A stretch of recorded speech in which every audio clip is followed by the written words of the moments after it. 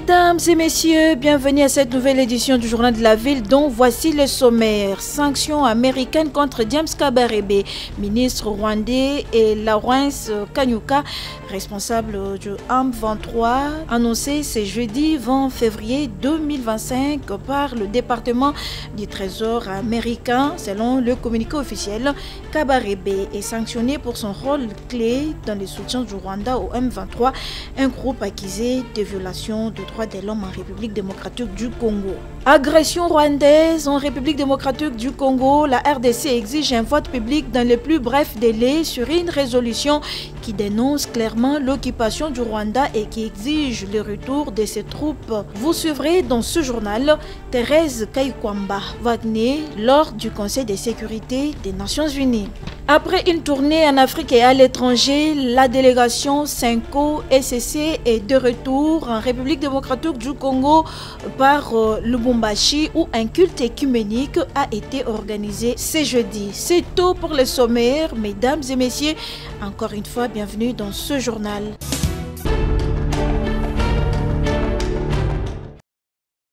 Plus de 4000 morts à Goma en 48 heures seulement, exécution d'enfants signalée par l'ONU, crise humanitaire majeure, déplacements massifs, infrastructures détruites, conditions de vie inhumaines des populations provoquées par le troupe de l'armée rwandaise et ses supplétifs du M23. La République démocratique du Congo exige un vote public dans les plus brefs délais sur une résolution qui dénonce clairement l'occupation du Rwanda et qui exige le retrait de ces troupes. Thérèse Kaikwamba Wagner, ministre d'État, ministre des Affaires étrangères au Conseil de sécurité des Nations Unies ce mercredi 19 février 2025 sur la situation sécuritaire en République démocratique du Congo. Le Rwanda prépare un carnage à ciel ouvert avec une brutalité qui rappelle les heures les plus sombres de notre histoire.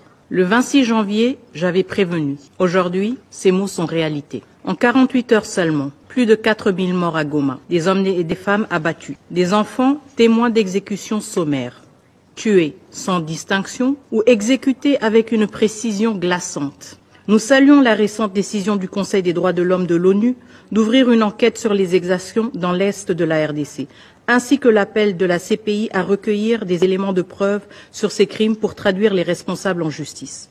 Nous appuyons également la résolution du Parlement européen demandant la suspension de l'accord sur les matières premières entre l'Union européenne et le Rwanda, signé en février 2024, alors que Kigali armait le M23. Le Conseil, toujours inactif, est le seul capable d'empêcher de nouveaux massacres de l'expansion de l'occupation rwandaise en RDC, poursuit la ministre d'État. Il lui revient d'adopter des mesures robustes qui non seulement arrêtent les violences perpétrées par les troupes rwandaises et leurs supplétifs du M23, mais aussi mettent un coup d'arrêt au soutien d'un État membre de l'ONU à un groupe terroriste cherchant à renverser un gouvernement légitime et démocratiquement élu. Ce conflit ne se limite pas aux violences militaires, au pillage de nos ressources ou au déplacement, dépeuplement de nos territoires. C'est un projet politique porté par le Rwanda à travers le M23 et l'AFC visant à renverser notre régime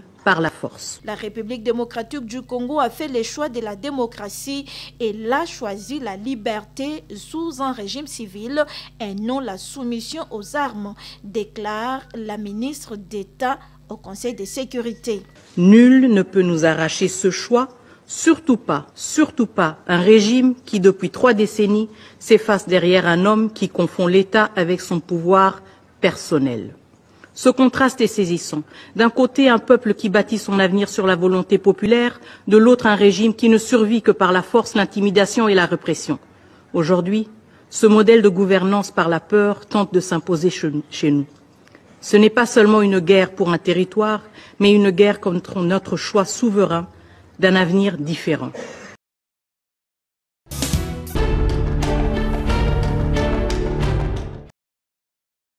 Plan de sortie des crises, pacte social pour la paix et les bien vivre ensemble en République démocratique du Congo et dans la région des Grands Lacs, la délégation SENCO-ECC qui était en tournée de consultations en Afrique et à l'étranger avec les différentes parties, différentes personnalités et de retour par Lubumbashi où un culte écuménique des enfants des dieux catholiques et non catholiques, musulmans, tous les hommes et toutes les femmes éprises d'épée pour dire grand merci à Dieu et soutenir l'initiative SENCO-ECC dans la prière.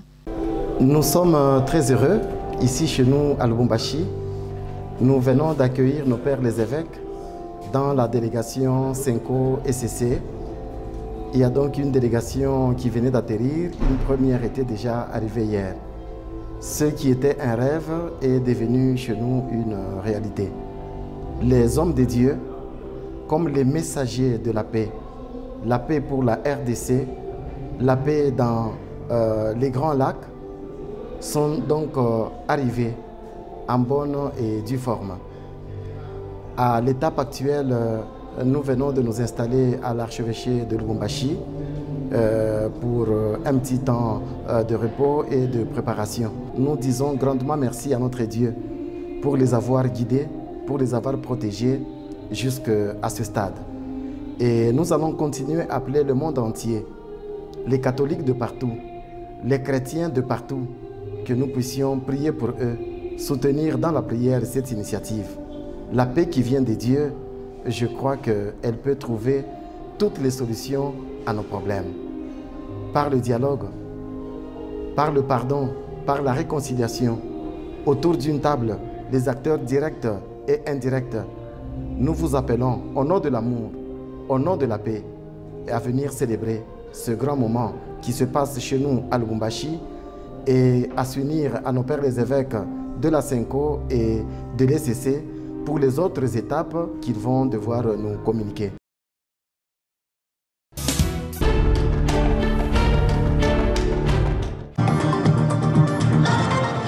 Pillage des ressources minières de la République démocratique du Congo, les raisons de la guerre de l'agression rwandaise, c'est le thème principal qui a fait l'objet d'un briefing spécial le mardi 18 février 2025 tenu par le ministre de la Communication et Médias Patrick Muyaya Katembwe avec le ministre des Mines Kizito Pakabomba Kapinga Mouloumé. Pour le gouvernement congolais, le Rwanda fait perdre à la RDC plus d'1 million de dollars par an. Les minerais de la RDC sont en fait une richesse sous nos pieds, mais malheureusement un désastre sous nos yeux. Il y avait des exportations d'1 milliard de dollars pour l'année écoulée. Mais aujourd'hui, et pour les 2 prochaines années, la planification font qu'ils partent à 2 milliards de dollars. Mais d'où vient ce doublement de la production et des exportations que le Rwanda va réaliser? Mais ça vient justement de l'occupation qu'ils font de notre territoire sur l'ensemble de ces périmètres, comme je le disais, où il y a les exploitations d'or. Mais également sur le coltan.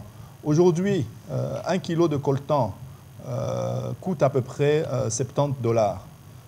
Alors, le Rwanda, depuis la prise par le M23 avec les forces rwandaises de la mine de Rubaya, c'est plus de 150 tonnes, c'est-à-dire 150 000 kilos que vous multipliez par 70 $. Et là, vous avez le vrai chiffre de ce qui part chez le voisin. Donc, pour vous expliquer clairement, donc ce sont ces chiffres astronomiques qui sont pillés et ce sont ces sommes qui partent chez le voisin et qui empêchent la République démocratique du Congo de poursuivre son développement et d'utiliser ses atouts, notamment son secteur minier. Répondant à une question d'actualité que la délégation du gouvernement aurait dépensé jusqu'à près d'1 demi-million de dollars pour leur logement à Davos, en Suisse, Patrick Muyaya et son invité répliquent. La délégation officielle de la République démocratique du Congo, présidence ainsi que les ministres présents, étaient logés à Badragas. c'est-à-dire à 1 heure de Davos. Nous ne nous sommes pas cachés. Aujourd'hui, cette rumeur dit que la délégation de la République démocratique du Congo était logée à l'hôtel Kellenhof, je pense que c'était ça. Nous ne sommes pas cachés, nous étions à Badragas. Donc déjà, c'est un premier point, on va dire, de discrédit. Le deuxième point, c'est que quand vous avez dans vos applications, vous pouvez aller sur des applications de recherche de logement, vous tapez Kellenhof Hotel, vous allez voir que les chambres d'hôtel sont à $85. Donc je ne vois pas les ordres de mission, une fois qu'ils sont signés, les états de somme sont faits et cela est régi par les règlements au niveau du gouvernement.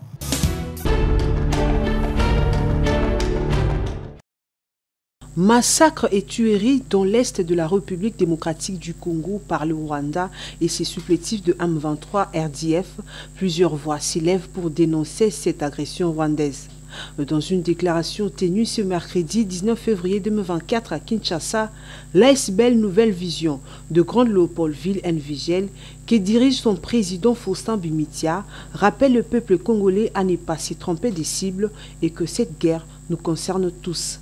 La NVGL a appris avec consternation à travers les réseaux sociaux des informations selon lesquelles des compatriotes s'attaqueraient à quelques-uns d'entre nous si d'expression swahiliphone. La NVGL rappelle à tous les habitants de l'espace Léopoldville en général et celle de la ville-province de Kinshasa en particulier que la guerre d'agression nous imposée par le Rwanda concerne le peuple congolais dans son ensemble. La NVGL lance un appel à tout le peuple congolais d'être tolérant et compréhensif pendant cette période très difficile que traverse notre pays, principalement dans le nord et le sud Kivu. Ne nous trompons pas des cibles et ne nous jouons pas les jeux de l'ennemi. Car l'agression nous est imposée par le Rwanda. C'est dans l'unité et la concorde nationale que nous triompherons de l'agression. La NVGL compatit avec les familles victimes de ces massacres et les appelle à tenir bon tout en encourageant les efforts de nos forces armées. La NVGL compatit avec la population de la partie est du pays dans son ensemble et celle des villes de Goma et Bukavu en particulier en cette période particulière de l'histoire de notre pays. La NVGL présente ses sincères condoléances aux familles des victimes, des soldats morts au front, des Congolais et des soldats de la paix et encourageons la communauté du Grand Kivu à tenir bon. La NVGL soutient les vaillants FARDC et les patriotes d'Ouazalendo dans leur lutte pour la pacification de cette partie de la République et la sauvegarde de l'intégrité du territoire national ainsi que notre souveraineté.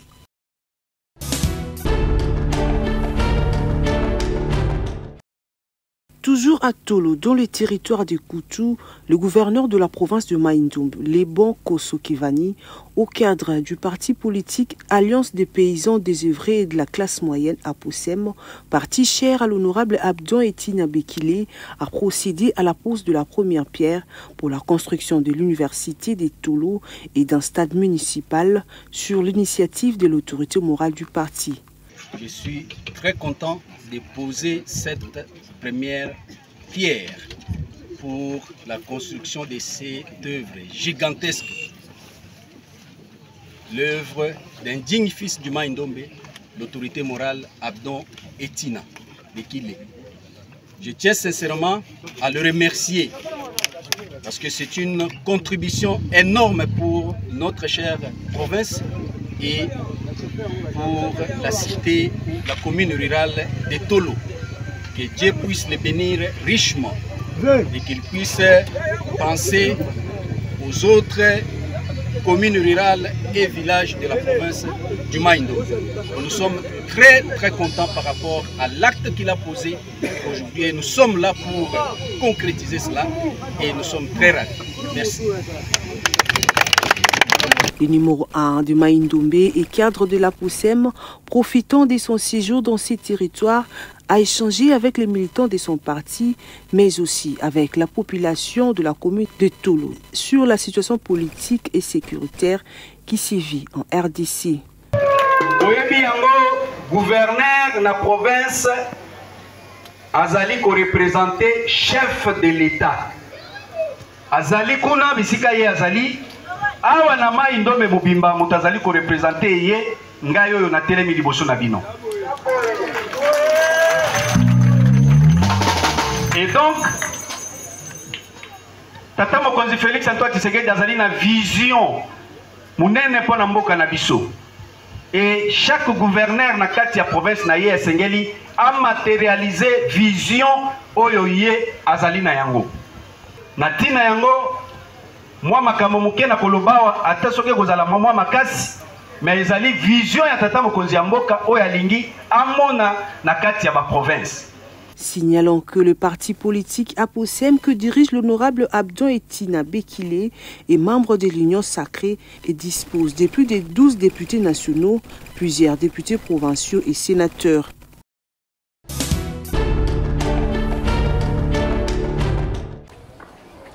La consultation préscolaire CEPEN instaurée par le ministère de la Santé est très importante pour le suivi de la santé de la mère et de son enfant. Rencontré au centre de santé Glody, Ambinza Delvaux, le docteur Timothée nous explique l'importance de la CPS. Importance nango ezani mwana abotami toza na environnement moko eza pollué ba microbe eza ebele na mupepe na babiloko tozo lia ezokota na nzoto nyonso wana ezo constituer danger vraiment pona mwana yango wana to bengaka ba mama bayana bana na bango po bana bazala suivi régulièrement na baminganga pona ko kolandela mwana azokola ndenge nini na yango tobomba mwana wana na kati ya vaccin wana ezali banda botami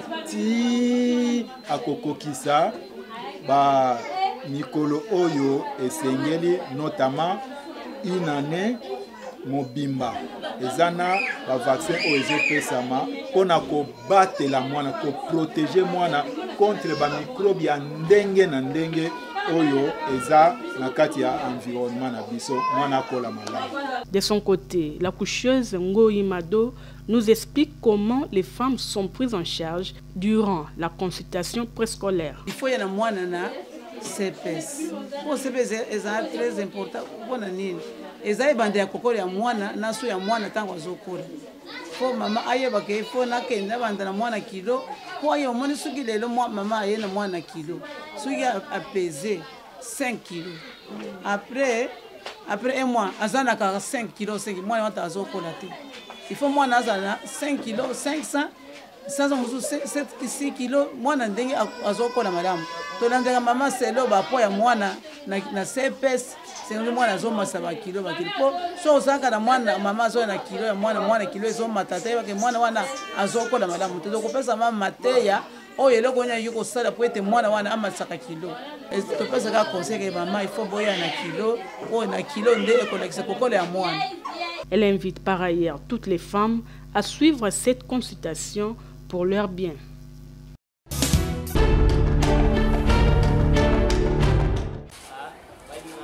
Les habitants du quartier Manenga, Ambinza Delvaux, dans la commune de Ngaliema, lancent un SOS à l'intention des autorités de la ville-province de Kinshasa, suite à la création d'une érosion au sein de leur quartier.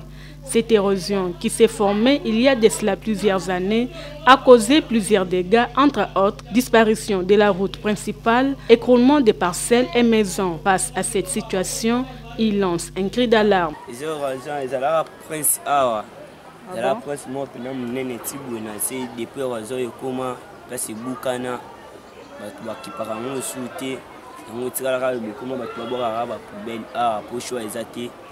bacha biso kati koto yo osanga bakondeza bacha biso peka bakoto po batu pe bavanda koto banyama bavanda koto te bacha biso penaka batu pele biso libulu oyo bakipele biso libulu oyo courant mai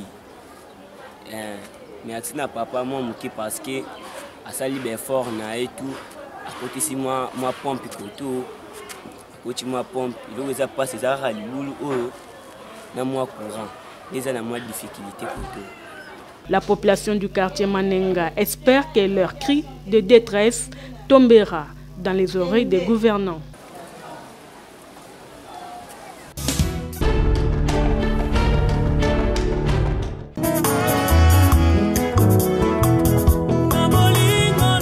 Les familles Salabia Koulandou, Modeste et Ibanzi ont la profonde douleur d'annoncer aux amis et connaissances la mort de Madame Mayumba Ibanzi Rachel. Le programme des obsèques se présente de la manière suivante. Jeudi 20 février 2025, veillée mortuaire à la résidence familiale située au numéro 65 de l'avenue Mobutu, quartier Don Bosco, commune de Mongafula, référence complexe scolaire Saint-Félix. Vendredi 21 février, 8h, levé du corps de la morgue de l'hôpital Camp Colonel Tchachi, suivi de l'enterrement au cimetière de Ngoudjabaka, territoire de Kassangoulou, province du Congo central. Ce communiqué tient lieu de faire part.